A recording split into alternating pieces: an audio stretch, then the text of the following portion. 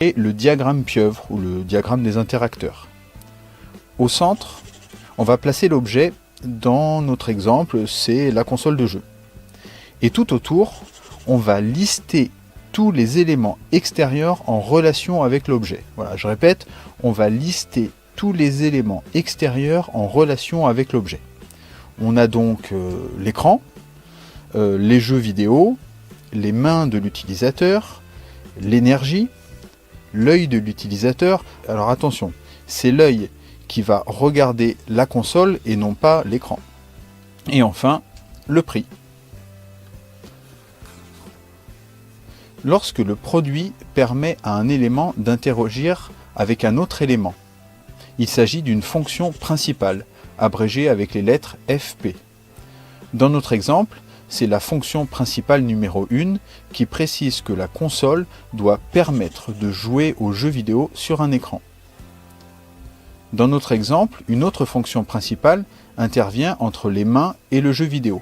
C'est la fonction principale numéro 2 qui précise que la console doit permettre d'agir sur les jeux vidéo avec les mains.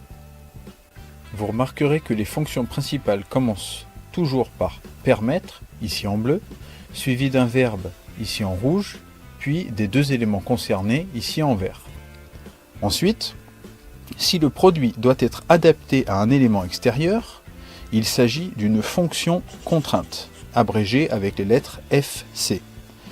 Dans notre exemple, la fonction contrainte numéro 1, FC1, précise que la console doit se connecter sur tout type d'écran.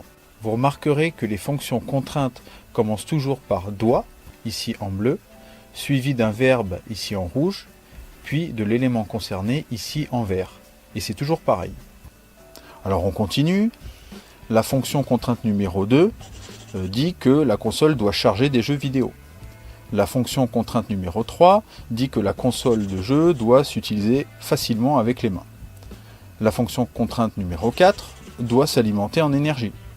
La fonction contrainte numéro 5 doit plaire à l'œil, c'est-à-dire qu'elle doit être esthétique. Et enfin, la fonction contrainte numéro 6, la console doit avoir un prix acceptable. Cette étape terminée de l'analyse fonctionnelle va nous permettre de remplir le tableau du cahier des charges fonctionnel qui